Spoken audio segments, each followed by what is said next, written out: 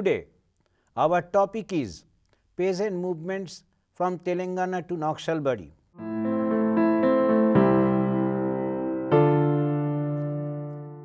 India had a rich tradition of peasant outbursts even during the pre-colonial era. The Mughal state, during the days of its decline, had to face the brunt of a series of peasant movements, and even after that, when the colonial rule began during 18th, 19th and 20th century, there were also a series of peasant movements in several parts of India. The similar thing happened in independent India as well. In the independent India, two important and very significant peasant revolts took place. One in Telengana of Andhra Pradesh in the 1940s and another in the Naxalbari of West Bengal in 1967. Our topic is today to discuss the significance of the two peasant movements and also some points regarding the interim period. The peasant struggle in Telengana, which broke out in 1946, was primarily against forced labor, illegal exactions and evictions by the local feudal landlords. Primarily, it was an upsurge against the oppression of the rural landlords, but eventually it developed into an agrarian liberation struggle to get rid of feudal landlordism on one hand and the Nizam's oppressive dynastic rule on the other. The Nizam's rule in Hyderabad came to an end with the entry of Indian troops in September 1948, and it was such a peasant movement which began during the last days of the pre-colonial era, but it continued even after when India became an independent state. The merger of Hyderabad state with the Indian Union took place in 1948 with the entry of the Indian Army. The Telengana struggle continued even after the end of the Nizam's rule. The struggle evolved into a full-scale armed revolt against the Nizam and his army, and later against the offensive of the Indian troops. The Communist Party of India played a vital role in organizing the movement in Telengana.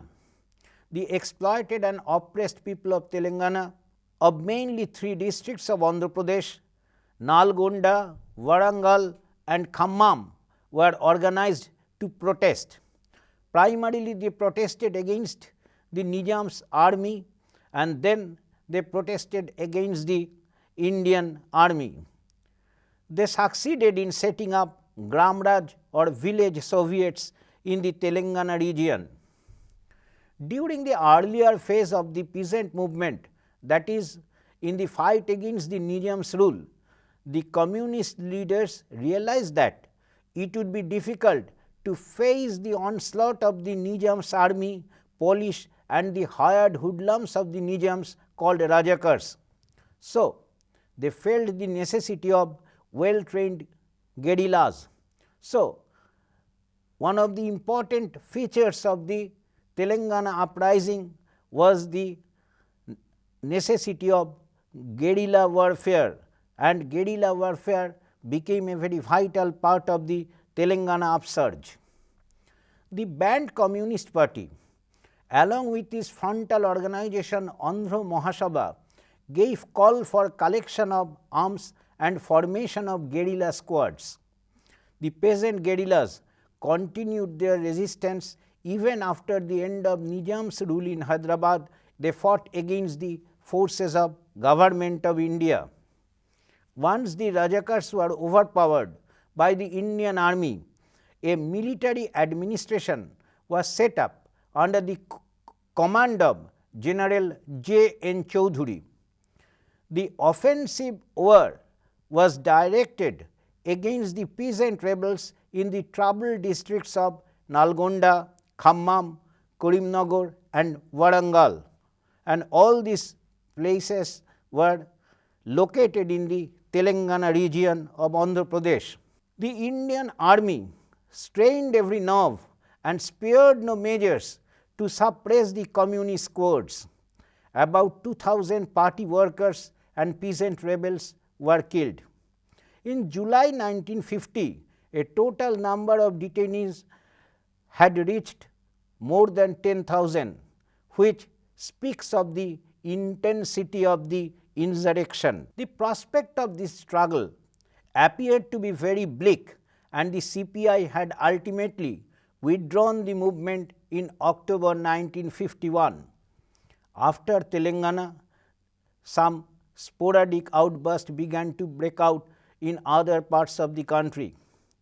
In fact, the Telengana movement, the protest in Telengana, peasant protest in Telengana came to an end as a result of the repression of the Indian army and the Indian state. But the peasant movement in India did not come to an end. From 1954 onwards, agricultural laborers were organized in Kerala. They offered some resistance against the Jainis or the local landlords. In West Bengal also, there was a phenomenal rise of agricultural laborers between 1961 and 1970. Some sporadic revolts and protests broke out in different parts of West Bengal, and their resistance was confined to certain localities only. But after Telengana, the most significant peasant movement broke out in Naxalbari, the northern part of West Bengal, in the year 1967. The radical section of the CPIM formed a new party known as the CPIML, but some background of the formation of the CPIML need to be discussed. About 3 years before the insurgency in Naxalbari, that is in 1964, the Communist Party of India faced a split and it was subject to schism. A group took the path of collaboration with the central government dominated by the Congress, and another group wanted to take the path of revolutionary upsurge, and the radical section of the CPI came out of its orbit and formed a new party called Communist Party of India Marxist, or the CPIM, in 1964. The party program adopted by the CPIM, however, failed to satisfy the rank and file of the ordinary workers.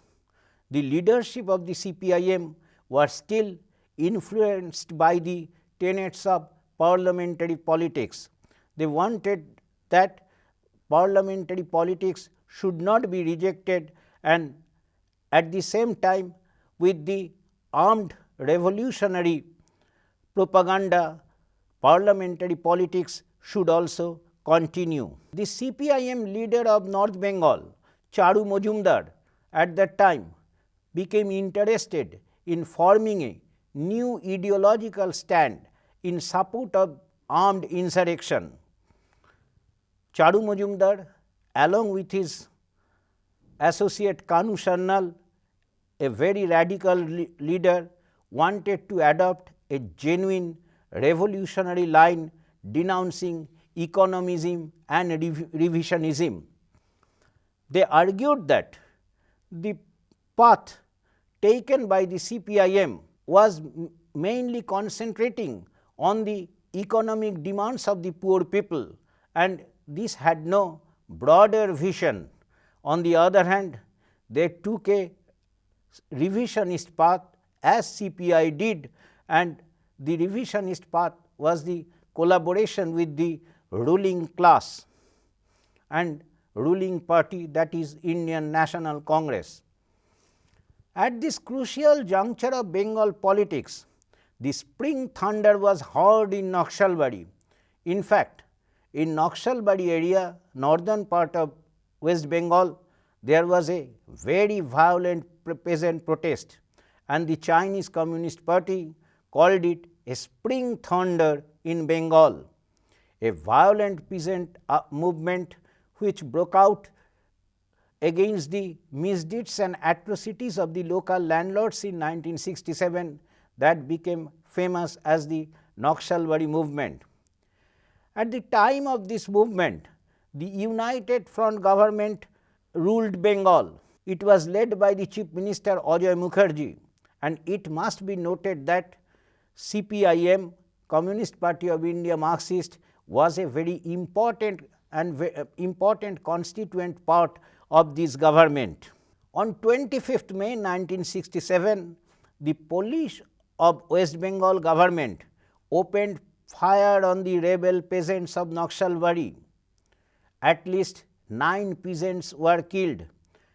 The most prominent victim of police firing was Babulal Vishwakarma, a whole-time activist of Kisan Sabha. The death of the 9 peasants who rebelled against the government of India and also against the local landlords took a very important dimension of the movement, and the movement had some far-reaching impact in the history of peasant movement in independent India. The state unit of CPM, however, condemned the police firing and stated that a deep social malady lay behind the insurrection. At the same time, the state unit of the CPIM did not give blank and blatant support to the peasant movement.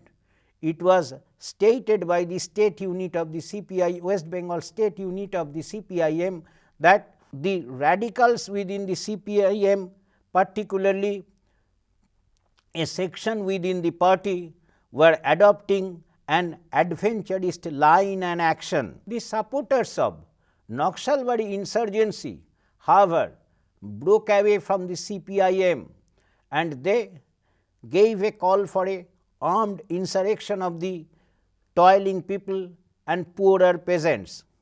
Particularly, they demanded for their struggle, and they supported their struggle in the demand of good living and also against the oppression of the local landlords. They gave call for an armed insurrection. In this situation, the All India Coordination Committee of Communist Revolutionaries were formed in November 1967. The All India Coordination Committee of Communist Revolutionaries came to be known as the AICCR. After 1.5 years, that is eventually in 1969, the Communist Party of India, Marxist-Leninist, or the CPIML was founded. In fact, again a new political party after its breakaway with the CPIM came into existence, and its name was the Communist Party of India, Marxist-Leninist, or the CPIML. Gradually, the flames of the Naxalbari upsurge spread to several areas of West Bengal, particularly in Debra Gopiballabhpur in Midnapur district and also in Birbhum district. The revolutionary upsurge gradually became intense. In Debra Gopiballabhpur area, Asim Chatterjee and Santosh Rana, two brilliant students of the Presidency College, played a very crucial role in organizing the poor peasants, sharecroppers, and landless laborers of the region. Almost during the same time, that is in the late 1960s, Srikakulam of Andhra Pradesh, there was a militant peasant movement, and they also supported the uprising of Naxalbari. The Naxalbari movement as well as the consequent protests in other part of Bengal were brutally suppressed by the West Bengal police, and the suppression took such a repressive forms that there was some problem with the leaders of the Naxalbari movement. Against the state atrocities and state violence, citizens coming from several walks of life formed different civil liberties and human rights organizations. They harped on the human rights and gave priority to the protection of human rights in all and every respect, and they also protested against the state atrocities and violence by the state police. Here actually lay the legacy of the Naxalite movement. Another thing was important, that is the saga of Naxalbari was very much reflected in the contemporary Bengali literature. Eminent writers like Mahashweta Devi, Somoresh Bosu, Shoibal Mitra, along with others, depicted Naxalbari movement and the aftermath of Naxalbari and the urban insurrection in Calcutta, which followed after the Naxalbari upsurge in their literary activities and in literature, particularly in prose and in novels and short stories. The Naxalbari movement became very important. In this sense, we said that the two important peasant revolts, one in the 1940s, 46-47, which began in the Telengana of Andhra Pradesh, and another took place in the northern part of West Bengal in Naxalbari. There are some similarities between the two movements. In Telengana, for the first time after independence, the Communist Party of India, rather we should say a section of the Communist Party of India, gave call for an armed insurrection not only against the local landlords, but also against the Indian state. At first, they wanted an armed insurrection against the Nizam state of Hyderabad, and they wanted to put an end to the oppressive and dynastic rule of the Nizam.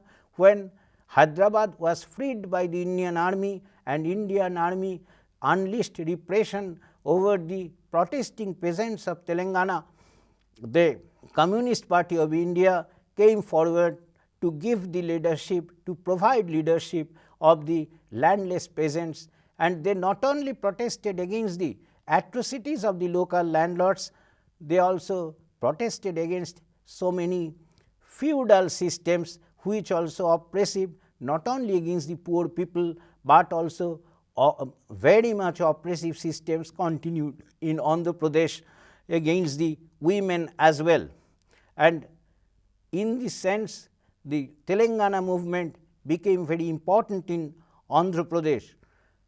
Ultimately, the Indian army came forward to suppress it, and as we have said earlier, a military setup was there and a military government was set up in the Telengana region, particularly in the areas like Khammam, Warangal, so on, and in such places it was very brutally suppressed.